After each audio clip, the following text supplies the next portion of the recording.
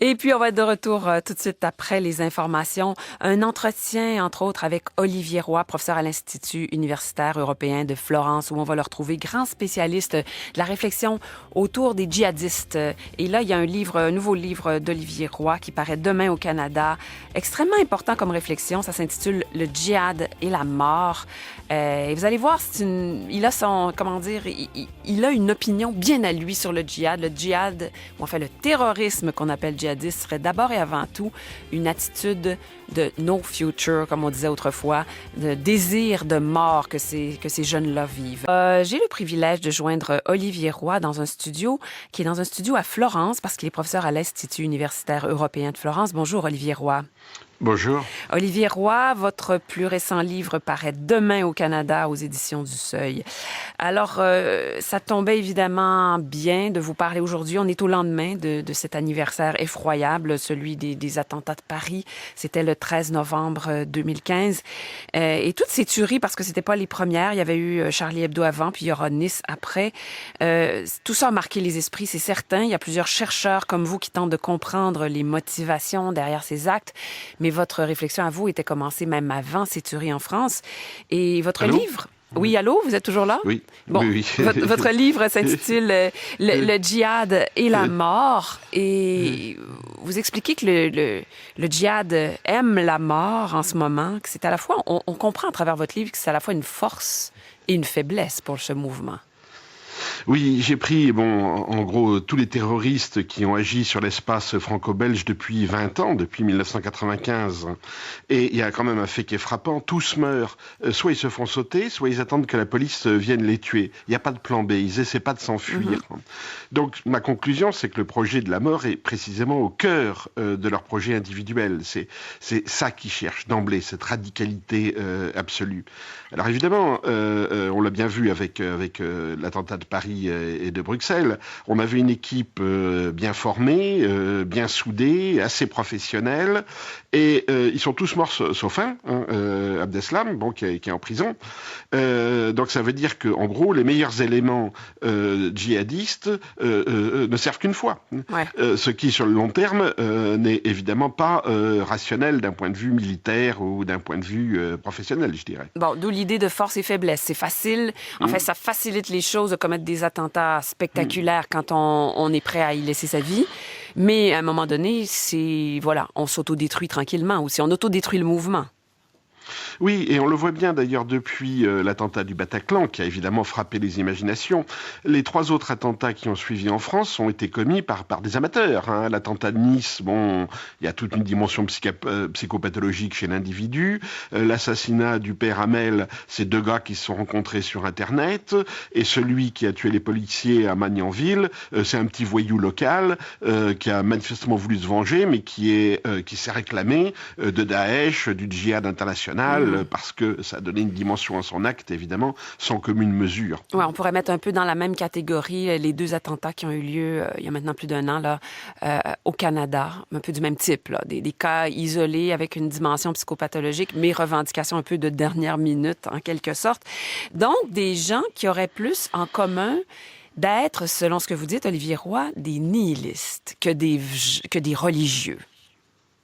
Alors, il ne faut pas se tromper, ils sont religieux au moment où ils passent à l'action, c'est-à-dire qu'ils croient réellement qu'ils vont aller au paradis. Mais ce qui est intéressant, c'est de voir qu'aucun d'entre eux ne s'intéresse à créer une future société islamique qui serait juste. Quand ils vont en Syrie pour faire le djihad, ils se tuent là-bas aussi. Aucun d'entre eux, par exemple, ne participe à la construction d'usines, à travail agricole, à des hôpitaux, à des écoles et tout ce qu'on veut. Ils s'en fichent complètement. Ce qu'ils cherchent, c'est pas la justice sur terre. Ce qu'ils cherchent, c'est à passer le plus vite possible au paradis. Alors, et c'est ça que j'appelle le nihilisme. Ce ne sont pas des utopistes, contrairement à ce que beaucoup de gens croient. Et ils voient dans Daesh, dans le fond, ce qui est probablement un élément essentiel de Daesh, sa dimension apocalyptique. Oui, mais en même temps, Olivier Roy, on entend souvent des récits de jeunes qui ont cru qu'ils partaient pour un projet, pour la construction d'un État idéal où on vivrait l'islam vrai. Ça existe quand même. Alors cette catégorie-là existe, mais ce ne sont pas des terroristes, cette catégorie-là. Même si à la fin, tout finit par se mélanger un petit peu.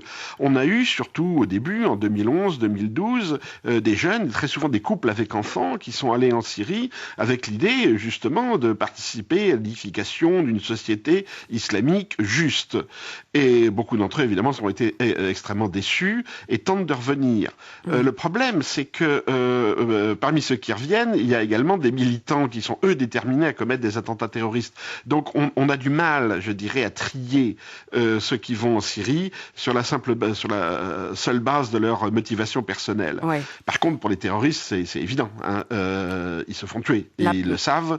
Et il n'est pas question d'illusion sur la société. Bon, donc cet appel de la mort, ce côté no future, comme vous dites, mais poussé jusqu'à l'extrême, c'est comme l'accès direct au paradis, il y a toutes sortes de façons de le dire. Mais il y a quand même, dans la plupart des cas, et c'est là que dans votre livre, vous prenez beaucoup de distance par rapport au contexte social dont ils sont issus. Mais en même temps, la plupart du temps, ils ont en commun l'accumulation d'un grand nombre de frustrations, ces jeunes-là. Alors, frustration, oui, c'est une clé de leur comportement. Mais les frustrations ne sont pas forcément socio-économiques. Hein. Ce sont pas forcément des chômeurs qui ont été victimes du racisme, qui ne trouvent pas de travail et qui se révoltent. 25% des terroristes, des radicaux, des djihadistes sont des convertis. Et ceux-là viennent plutôt des classes moyennes, de l'ouest de la France, par exemple. Pas du tout des quartiers dits difficiles. Beaucoup de ces jeunes ont eu un parcours relativement intégré. Hein. Les frères Abdeslam à Molenbeek, à Bruxelles, ils avaient un bistrot où ils vendaient de l'alcool sur le comptoir et du hashish dessous le comptoir. C'était pas du tout des paumés ni des chômeurs. Donc je crois qu'il faut relativiser cette explication sociale par le social et l'économie. Autrement, il y aurait 100 000 terroristes. Mais par contre, oui, ils ont une frustration. Ils en veulent à la société. Et ce sont des gens qui ont un ego très développé, très narcissique, et ils se vengent. Hein, ils le disent d'ailleurs, comme Koulibaly dans l'hypercachère. Hein. Ils font subir, ils jouissent de faire peur à l'autre, ils jouissent de tuer, ils jouissent d'être soudainement des super-héros. Et je crois que c'est cette fascination pour cette image du super-héros qui est aussi celui des jeux vidéo, qui est une des motivations clés de leur radicalisation. Ouais. Mais en même temps, bon, vous dites souvent ils sont intégrés, souvent ils sont pas dans de grandes souffrances économiques, mais vous le dites aussi dans votre livre, les révolutionnaires ne viennent presque jamais des classes souffrantes. C'est pas une raison, c'est qu'ils sont quand même témoins d'humiliation, de frustration et ils veulent qu'à quelque part quelqu'un paye, non? Alors, comme les gauchistes des années 60-70, ils se révoltent au nom d'une communauté. Autrefois, c'est le prolétariat universel international, et maintenant, c'est la Oumma, c'est la communauté de tous les musulmans du monde. Mais ils ne sont pas du tout connectés à la société réelle, de même que la bande à Bader n'avait aucun contact avec les ouvriers des usines Mercedes en Allemagne. De même, les jeunes terroristes d'aujourd'hui, pour la plupart d'entre eux, ne sont pas intégrés dans la vie communautaire musulmane. Ce ne sont pas des piliers de mosquées, ils font pas partie d'associations de charité, ils font pas partie d'associations de prédication, ils n'ont pas de formation religieuse particulière, etc. Ils se battent pour, dans le fond, une illusion et pas du tout une société réelle. Bon, par exemple, hein, on dit que c'est le conflit israélo-palestinien qui radicalise les jeunes musulmans en Europe. Sauf que ces gars-là vont se battre avec Daesh, qui massacre les Palestiniens du camp de Yarmouk près de Damas, et qui se bat contre le Hezbollah, qui est le principal soutien des Palestiniens. Donc en fait, ces jeunes-là sont pas du tout dans une géostratégie concrète du Moyen-Orient. Dans le fond, ils s'en fichent un petit peu. Hein. Ce qu'ils voient dans Daesh, c'est cette espèce d'énorme construction narrative que Daesh met en scène par des vidéos, par Internet, etc. Et c'est ça qui les fascine. Ouais. Et justement, vous venez d'évoquer vidéos, Internet et tout. C'est une des forces de Daesh, c'est de maîtriser cette culture des jeunes. Vous insistez là-dessus. Oui, Daesh maîtrise parfaitement la culture jeune d'aujourd'hui, la culture de l'audiovisuel en particulier, les clichés, les références, etc. Et en allant un petit peu plus loin, Daesh joue sur l'esthétique de la cruauté, ce qui est tout à fait différent d'Al-Qaïda. Al-Qaïda tuait, mais Al-Qaïda ne torturait pas, n'était pas cruel. Et on s'aperçoit que cette esthétique de la cruauté, de la mort, dans le fond, ça résonne chez beaucoup de jeunes qui trouveront ce même type de fascination ailleurs, hein, par exemple dans le satanisme ou dans des choses comme ça. Mais là, oui, Daesh met le doigt sur, je dirais, une crise existentielle d'une partie de la jeunesse, quelles que soient ses origines. Alors, tout ce qu'on vient d'échanger comme propos, Olivier Roy, depuis les dernières minutes, ça confirme un peu cette théorie qui est très importante pour vous, cette lecture des choses plutôt, et qui est... Pour vous, ça sert à une chose, comment dire, ça a une fonction extrêmement importante, c'est de ne pas imaginer que les salafistes automatiquement s'en vont de plus en plus vers la radicalisation. Alors les salafistes, on parle bien sûr des islamistes qui ont une pratique extrêmement rigoureuse, qui sont très déconnectés de la société. Et là où beaucoup de penseurs voient qu'il y a une dérive progressiste des salafistes vers la radicalisation, vers la violence et le terrorisme, vous dites non, attention, la radicalité vient d'ailleurs. Oui, si on prend les biographies des terroristes, et on les a toutes, hein, et des djihadistes, on en a beaucoup, pratiquement, aucun d'entre eux n'est passé par le salafisme. Aucun d'entre eux n'a eu une pratique religieuse intense pendant des années. Non, ils étaient tous dans la culture jeune, dans la petite délinquance, dans l'alcool, dans la drogue, dans les boîtes de nuit, et ils basculent d'un seul coup dans la double radicalité religieuse et politique, terroriste. Donc le salafisme n'est pas le sas d'entrée dans le terrorisme. Non, mais en même temps, le salafisme, on ne peut pas nier qu'il téléguide, il fait de ces jeunes perdus en quête de repères, de coups d'éclat et de mort, il en fait des genres de zombies téléguidés à ses fins. C'est quand même des penseurs du salafisme qui mènent le jeu. Je n'en suis pas convaincu du tout.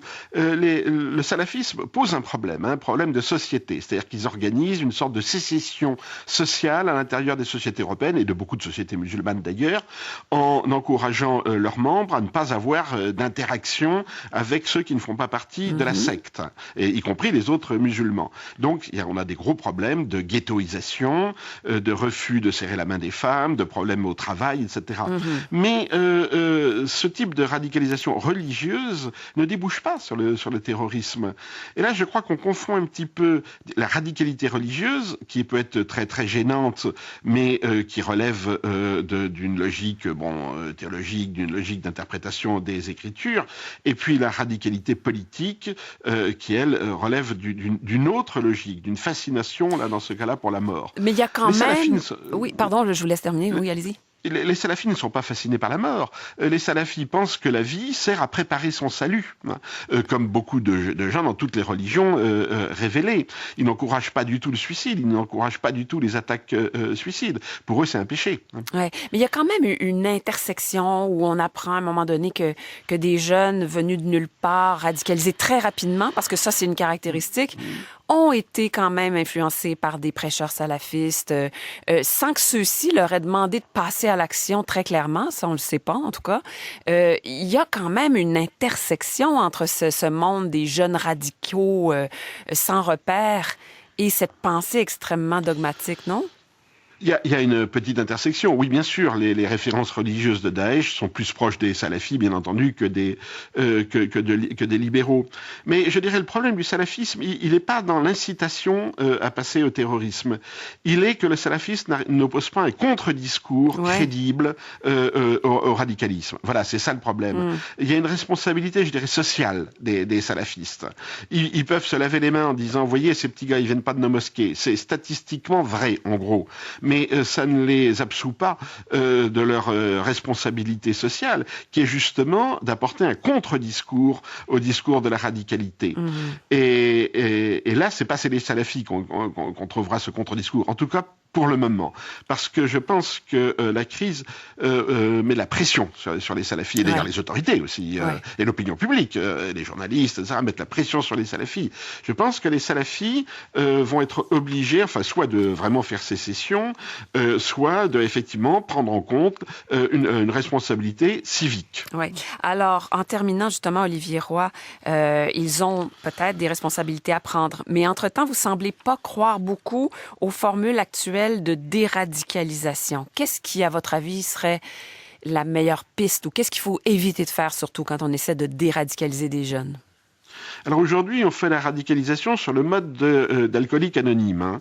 C'est-à-dire, on pense que ces jeunes se sont fait laver le cerveau, qu'ils ne savent pas ce qu'ils font, qu'ils sont sous emprise, et on va les désempriser, si j'ose dire. Bon, ça marche pas. Ça peut marcher pour des très jeunes, bon, les 14-15 ans, mais les gars de 18-25 ans qui ont fait le Bataclan, ce sont des militants, ce sont des gars qui savent et qui ont choisi ce qu'ils ont fait. Donc il faut les traiter en militants politiques et pas du tout en malades mentaux. Cette Sous vision emprise, pathologique, ça marche pas.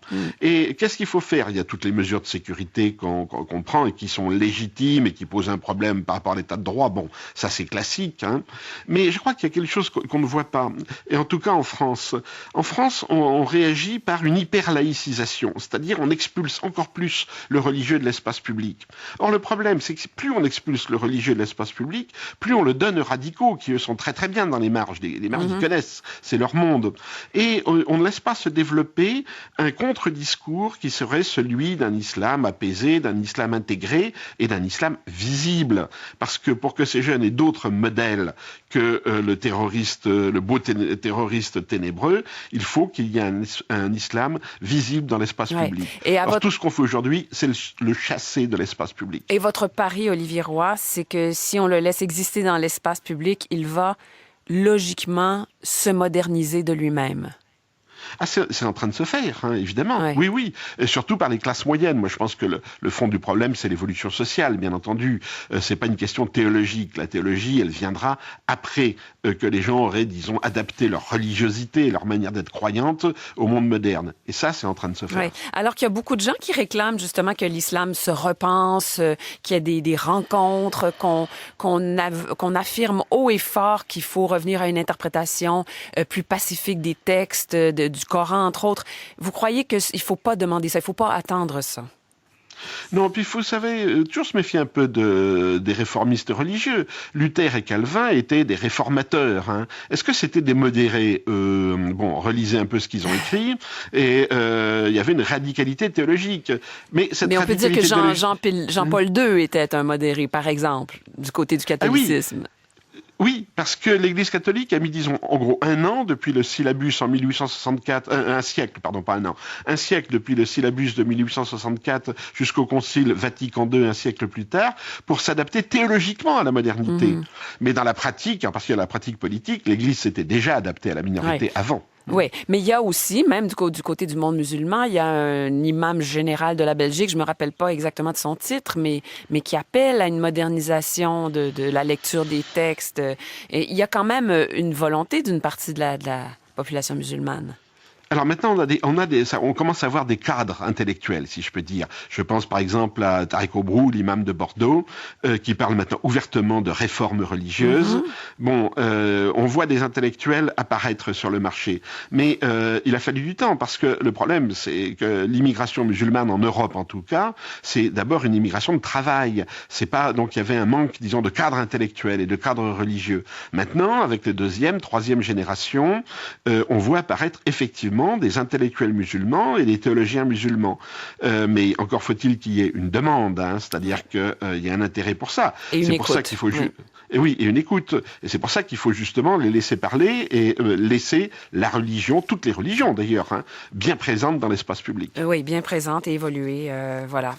De toute façon, par le poids de ce contact, plus le contact sera là, plus elle va évoluer, si on vous comprend bien. Olivier Roy, professeur à l'Institut universitaire européen de Florence.